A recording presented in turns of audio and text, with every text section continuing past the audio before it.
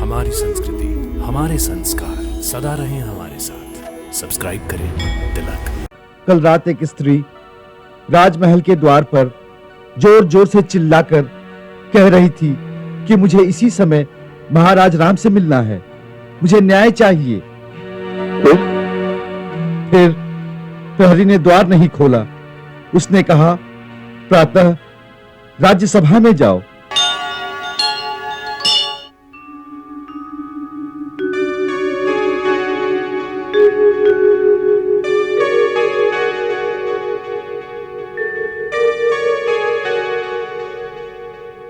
आर्यभद्र, नगर के क्या समाचार है? महाराज, नगर में सब कुशल मंगल है। कल सारा दिन नगर में चारों ओर नगरवासी अपने नए राजा का गुणगान करते रहे। उनके विचार में ऐसा आदर्श राजा आज तक अयोध्या को नहीं मिला। कल ऐसी बातें करने का कारण क्या था?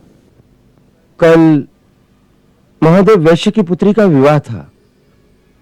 बारात मधुरा नगरी के एक बड़े व्यापारी भामंडल वैश्य के यहां से इधर आई थी।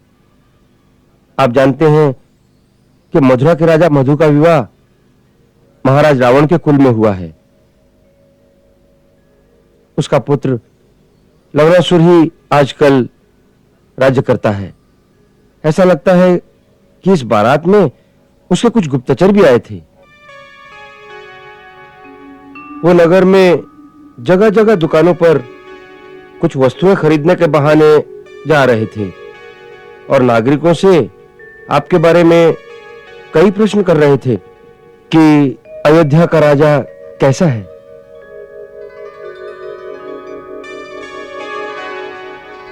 तुमने ऐसा कैसे समझा कि वो गुप्तचर हैं? प्रभु, सारी बारात में केवल ये 4-5 ही बाराती हैं जो कल दिन भर सारी अयोध्या में घूमते रहे। आपकी आज्ञा हो तो उन्हें पकड़कर कुछ पूछताछ की जाए। नहीं, केवल उन पर दृष्टि रखो और जब बारात लौटे तो डोली के कहारों में अपने विभाग के आर्य सुखज और आर्य मधुमत को उनके साथ भेज दो। वो आकर हमें सूचना देंगे कि राजा के मन में अयोध्या के प्रति कैसे विचार हैं। जो आज्ञा प्रभु। आर्य सुमागत। महाराज, कल नगर सभा की ओर से एक बैठक हुई जिसमें इस बात पर विचार किया गया कि गंगा में पानी अकस्मात बढ़ जाने से जिन गांवों को क्षति हुई है वहां की प्रजा की सहायता के लिए अयोध्या के नागरिक क्या कर सकते हैं। राज्य की ओर से कुछ नहीं किया गया?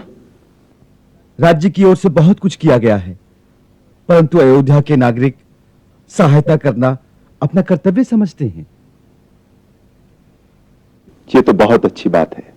परंतु कुछ नागरिकों ने चिंता प्रकट की है कि उन गांवों से जो कर की हानि होगी उसे राज्याधिकारी दूसरे नागरिकों पर कर बढ़ा देंगे।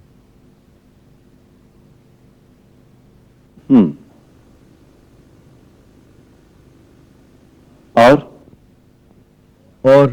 कल रात क्या हुआ? कल रात एक स्त्री राजमहल के द्वार पर जोर जोर से चिल्लाकर कह रही थी कि मुझे इसी समय महाराज राम से मिलना है, मुझे न्याय चाहिए। फिर प्रहरी ने द्वार नहीं खोला। उसने कहा, प्रातः राज्यसभा में जाओ। फिर वो कह रही थी कि पहले ही मेरे पति ने मुझे घर से निकाल दिया है, मैं आज भी रात भर बाहर रहूंगी तो बहुत बुरा होगा। फिर वो रोती रही।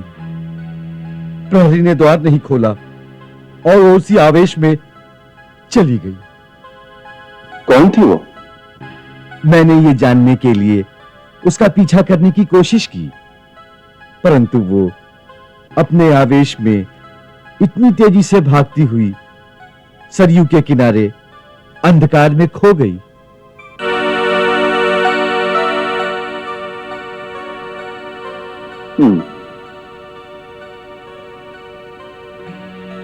और क्या समाचार है?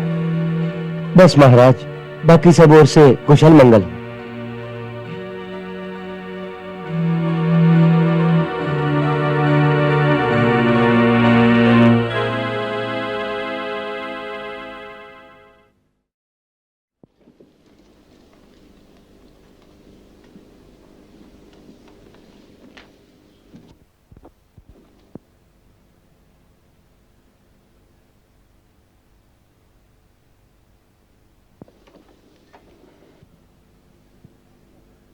महाराज, यदि आज्ञा हो तो नगर श्रेष्ठ श्री धर्मपाल जी आपकी सेवा में नागरिकों की ओर से कुछ निवेदन करने के लिए आए हैं।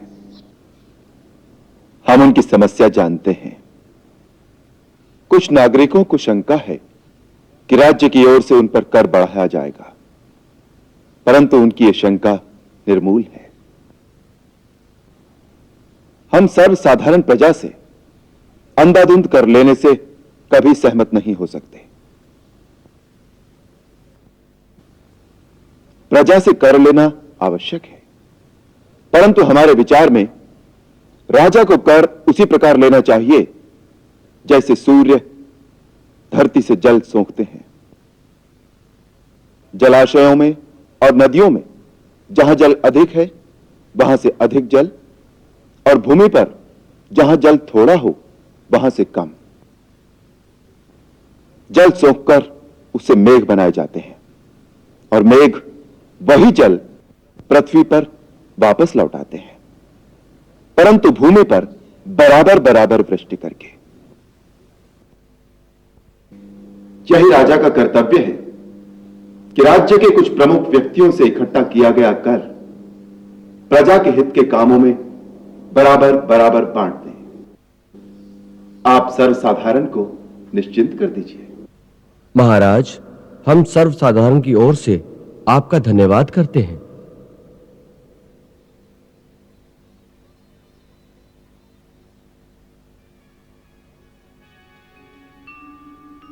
अरे सुमंत्र। महाराज, कल रात्रि में राजमहल के द्वार पर एक स्त्री न्याय मांगने के लिए आई थी, परंतु उसे यह कहकर भेज दिया गया कि कल सवेरे आना। क्यों?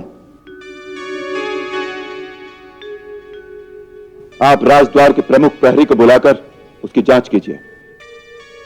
महाराज, मुझे यह सूचना प्रातःकाल ही मिल चुकी थी।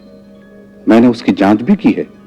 प्रहरी का कहना है कि महाराज उस समय महारानी के साथ अपने विश्राम गृह में पधार चुके थे। महाराज और महारानी के विश्राम में बाधा ना हो, इसलिए उसे आज प्रातः बुलाया है। अरे सुमंत्र, यदि न्याय में देरी की जाए तो वो न्याय नहीं अन्याय हो जाता है, और कभी कभी उसका परिणाम बहुत भयानक होता है। हमारे विचार में यदि प्रजा का कोई भी व्यक्ति बेआराम जागता हो तो राजा को आराम से सोने का कोई अधिकार नहीं है। हमने राज्य सिंहासन से घोषणा की थी कि हम आज से एक सन्यासी का जीवन व्यतीत करेंगे, और प्रजाहित के सामने हमारी निजी सुख सुविधा का कोई मोल नहीं।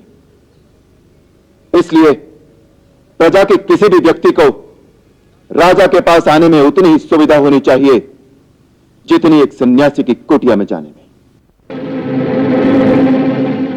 जैसे भी हो, उस महिला को ढूंढकर हमारे पास लाया जाए।